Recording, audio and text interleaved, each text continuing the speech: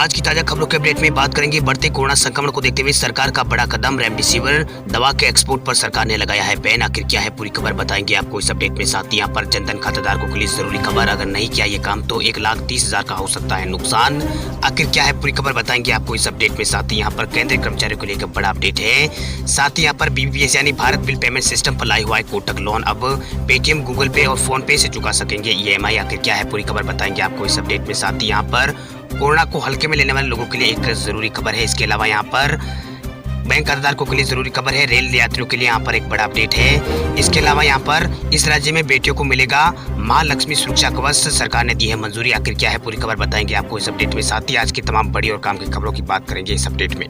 बात करते हैं आज की पहले बड़े अपडेट की। तो अगर आपका भी है जनधन खाता तो फटाफट कर ले ये काम, नहीं तो होगा आपको 1,30,000 रुपए का नुकसान। मोदी सरकार की ओर से देश की जनता को जनधन खाते की सुविधा दी जाती है। अगर आप भी यह खाता खुलवाते हैं तो आपको कई तरह की सुविधा दी जाती है, लेकिन अगर आप इंश्योरेंस का फायदा लेना चाहते हैं तो इसके लिए आपको अपने खाते को आधार कार्ड से लिंक कराना जरूरी होगा। अगर आपने अपने खाते को लिंक नहीं कराया आधार कार्ड से तो आपको 1,30,000 रुपए का सीधा नुकसान हो सकता है। आपको बता दें कि इस खाते में ग्राहकों को जो खाता खुलवाते हैं जनधन का, उनको यहाँ पर रुपए कार्ड दिया जाता है जिसमें 1,00,000 रुपए का दुर्घटना बीमा मिलता है। लेकिन अगर आपको इस खाते को आधार कार्ड से लिंक नहीं कराएंगे तो ये बेनिफिट आपको यहाँ पर नहीं मिलेगा, यानी सीधे आपके खाते में 1,00,000 रुपए का यहाँ पर नुकसान हो जाएगा। इसके अलावा खाते पर आपको 30,000 रुपए का एक्सीडेंटल डेथ इंश्योरेंस कवर भी यहाँ पर खाते में नहीं दिया जाता है। ये कवर भी बैंक खाते के आधार कार्ड से लिंक होने पर ही मिलता है, इसलिए आप फटाफट खाते को अपना आधार कार्ड से लिंक करा दें जनधन खाते को। आप बैंक जाकर के भी खाते को आधार कार्ड से लिंक करा सकते हैं। बैंक में आपको आधार कार्ड की एक फोटोकॉपी देनी होगी, वही अपना जो पासबुक है उसको आपको बैंक में साथ ले जाना होगा। कई सारे बैंक अब मैसेज के जरिए भी खाते को आधार कार्ड से लिंक कर रहे हैं। वही प्रधानमंत्री जनधन अकाउंट पर ग्राहकों को 5,000 रुपए का ओवरड्राफ्ट सुविधा मिलती है। ओवरड्राफ्ट की सुविधा का फायदा लेने के लिए आधार कार्ड होना जरूरी है। इसके अलावा PMJDY प्रधानमंत्री जनधन योजना का अकाउंट आधार कार्ड से लिंक भी होना चाहिए। इस योजना के तहत प्रधानमंत्री मोदी का उद्देश्य हर परिवार के लिए एक बैंक खाता खुलाने का था। जनधन खाते के तहत आप 10 साल से कम उम्र के बच्चों का भी यहाँ पर जनधन खाता खुलवा सकते हैं। इस खाते के जो फायदे हैं तो आपको बता दें कि 6 महीने बाद आपको ओवरड्राफ्ट की सुविधा मिलती है। 2,00,000 रुपए तक एक्सीडेंट इंश्योरेंस कवर मिलता है। वही 30,000 रुपए तक का लाइफ कवर जो कि लाभार्थी की मृत्यु की योग्यता की शर्तों को पूरा मिलता है। वही डिपॉजिट पर ब्याज मिलता है। इसके अलावा यहाँ पर जनधन खाते के जरिए बीमा, पेंशन प्रोडक्ट खरीदना आसान होता है। चलिए बात करते हैं अगले अपडेट की। तो BBPS यानी भारत बिल पेमेंट सिस्टम पर लाया हुआ है कोटक लोन, अब पेटीएम, गूगल पे और फोन पे से चुकाए EMI। प्राइवेट सेक्टर के अग्रणी bank Kotak Mahindra bank limited ने शनिवार को एक नई तरीके की लोन की घोषणा की है, जिसके जरिए ग्राहक किसी भी पेमेंट ऐप जैसे कि पेटीएम, गूगल पे या फिर फोन पे आदि का उपयोग करके यहाँ पर मिस्ड EMI लोन इंस्टॉलमेंट का पेमेंट यहाँ पर कर सकते हैं। अब कोटक महिंद्रा बैंक ने यहाँ पर भारत बिल पेमेंट पर ये यहाँ पर लाइव हो गया है। अगर आप भी पेटीएम, गूगल पे या फिर फोन पे द्वारा पेमेंट करना चाहते हैं तो उस ऐप में लोन पेमेंट सेक्शन में जाकर कोटक महिंद्रा बैंक लोन के ऑप्शन पर क्लिक आपको करना होगा। यहाँ आपके बिलर का नाम के रूप में आपको कोटक महिंद्रा बैंक लोन चुनना होगा और ड्यू डेट के बाद EMI का वितरण दिख जाएगा। खास बात यह है कि पेड अमाउंट ग्राहक के लोन अकाउंट में रियल टाइम बेसिस पर यहाँ पर दिखने लगेगा। वही कोटक महिंद्रा बैंक के सभी यहाँ पर टर्म लोन जैसे कि पर्सनल लोन है, होम लोन है, कंज्यूमर लोन है, बिजनेस लोन है, प्रॉपर्टी लोन है, कमर्शियल व्हीकल लोन है, ट्रैक्टर फाइनेंस लोन है और कंस्ट्रक्शन लोन आदि यहाँ पर इसी सुविधा के दायरे में आते हैं। वही पेमेंट ऐप से आपको अगर कैसे ये करना है तो हम आपको बताते हैं। सबसे पहले अपने मोबाइल पर पसंदीदा पेमेंट ऐप पर लॉगिन करना होगा। पेटीएम, फोन वगैरह जो फोन पे, गूगल पे है वगैरह, इसमें किसी को भी एक ओके करना होगा। पेमेंट ऐप पर लोन पेमेंट सेक्शन पर जाकर बिलर के तौर पर आप कोटक महिंद्रा बैंक का नाम यहाँ पर सिलेक्ट करना होगा। वही अब कोटक लोन पर जो आपका लोन नंबर है, अकाउंट नंबर है वो डालना होगा। फिर ये ओवरड्यू EMI का वितरण डिस्प्ले यहाँ पर हो जाएगा। इसके बाद अमाउंट सेलेक्ट करें और पेमेंट कर दें। चलिए बात करते हैं एक और बड़ी खबर की। तो बढ़ते कोरोना संक्रमण को देखते हुए सरकार का बड़ा कदम, रेमडेसिविर दवा के एक्सपोर्ट पर सरकार ने लगा दिया है बैन। देश में कोविड-19 के बढ़ते मामलों के बीच केंद्र सरकार ने हालातों में सुधार होने तक रेमडेसिविर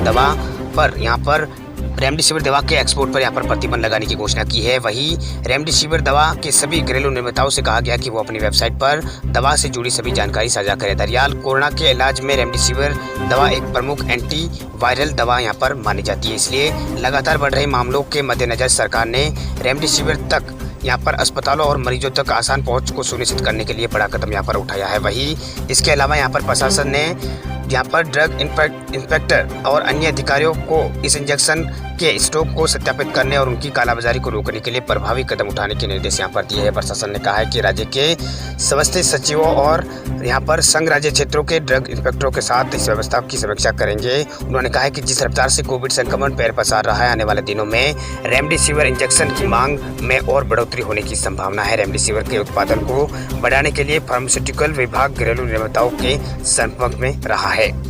चलिए बात करते हैं अगले अपडेट की। तो केंद्रीय कर्मचारियों का डीए बढ़कर हो जाएगा 28%, सैलरी और पेंशन दोनों में होगा इजाफा।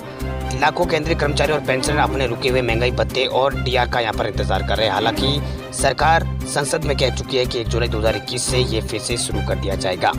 आपको बता दें कि मोदी सरकार ने कोरोना महामारी को देखते हुए केंद्रीय कर्मचारियों और पेंशनरों का 1 जनवरी 2020, 1 जुलाई 2020 और 1 जनवरी 2021 का डीए और डीआर रोक दिया था। अब सरकार ने साफ कर दिया है कि 1 जुलाई 2021 को उन्हें रिवाइज दरों पर वापस देना शुरू कर दिया जाएगा, जो कि 50 लाख केंद्रीय कर्मचारी और 65 लाख पेंशनरों के लिए एक बड़ी राहत की खबर है। मीडिया रिपोर्ट में छिपी खबर के मुताबिक अभी केंद्रीय कर्मचारियों को 17% की दर से डीए और डीआर मिलता है, वो बढ़कर 28% हो सकता है। आपको बता दें कि पिछले महीने ही वित्त राज्य मंत्री अनुराग ठाकुर ने राज्यसभा में एक लिखित जवाब में बताया था कि 1 जुलाई से केंद्रीय कर्मचारी यानी केंद्र सरकार के सभी कर्मचारियों का जो डीए होता है उसका पूरा फायदा यहाँ पर उन्हें मिलेगा।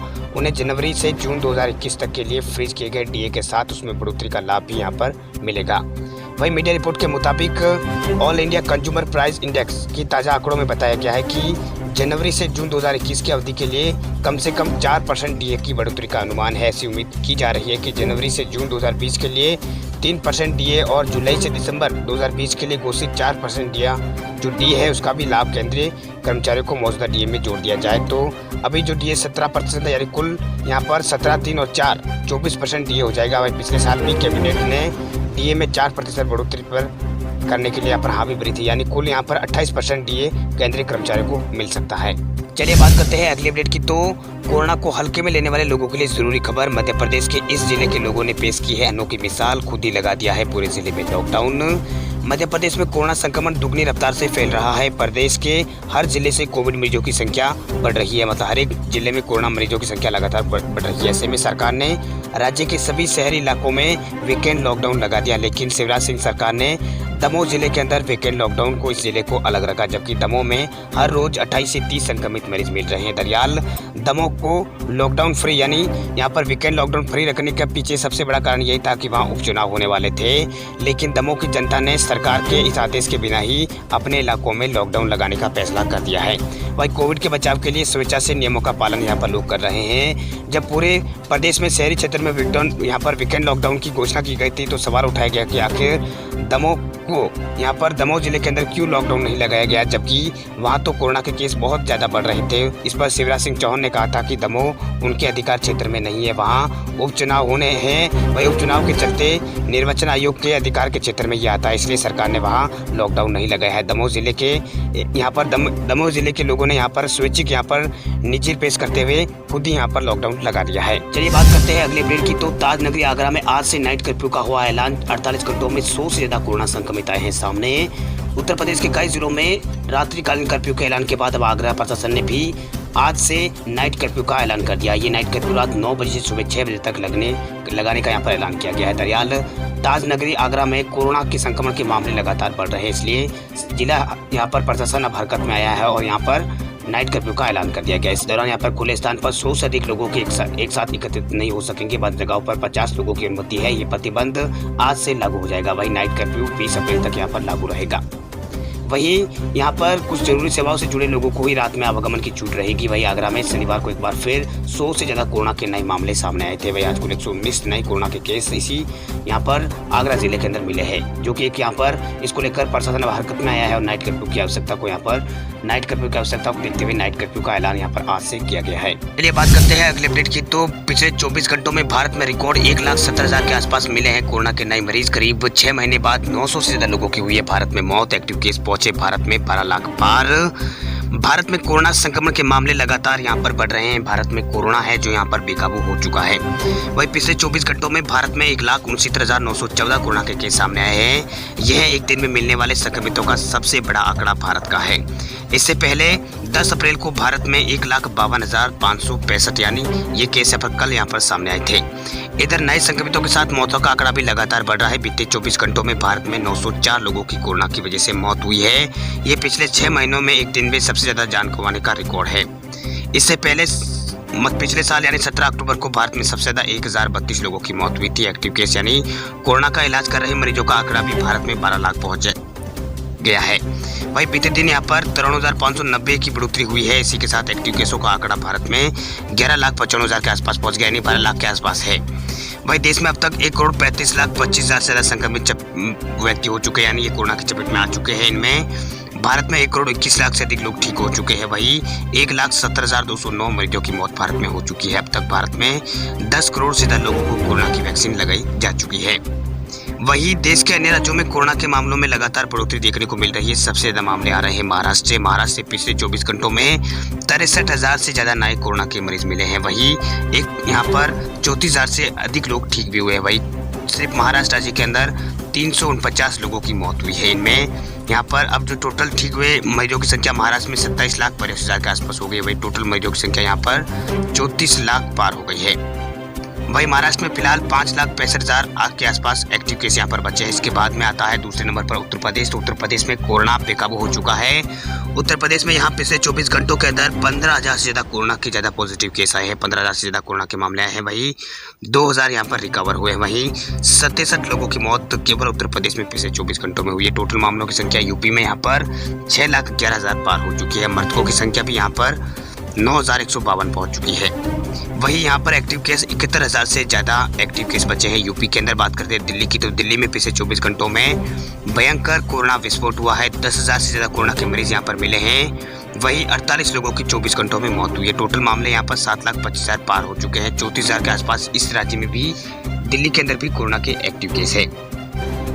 इसके बाद बात करते हैं छत्तीसगढ़ की, तो छत्तीसगढ़ में भी कोरोना का भयानक यहाँ पर विस्फोट हुआ है। 24 घंटों के दौरान यहाँ पर 10,521 कोरोना संक्रमित मरीज पाए गए हैं। 82 लोगों की मौत इस दौरान 24 घंटों में इस राज्य के अंदर हुई है। वहीं 90,000 से ज्यादा मरीजों का विभिन्न स्तरों में इस राज्य के अंदर इलाज चल रहा है। वहीं 5वें नंबर पर आता है मध्य प्रदेश। तो मध्य प्रदेश के अंदर पिछले 24 घंटों में 5,939 नए कोरोना संक्रमित मरीज मिले हैं। 24 मौतें यहाँ पर हुई है। यहाँ पर 35,000 से ज्यादा एक्टिव केसेस राज्य में बचे हैं। इसके अलावा बात करें गुजरात की, तो गुजरात में भी कोरोना का विस्फोट जहाँ पर हुआ है। 24 घंटों के दौरान यहाँ पर 5,469 कोरोना संक्रमित मरीज मिले हैं। वही 54 लोगों की इस दौरान 24 घंटों में मौत हुई है। यहाँ जो एक्टिव मरीज है उनकी संख्या 27,000 से ज्यादा बताई जा रही है।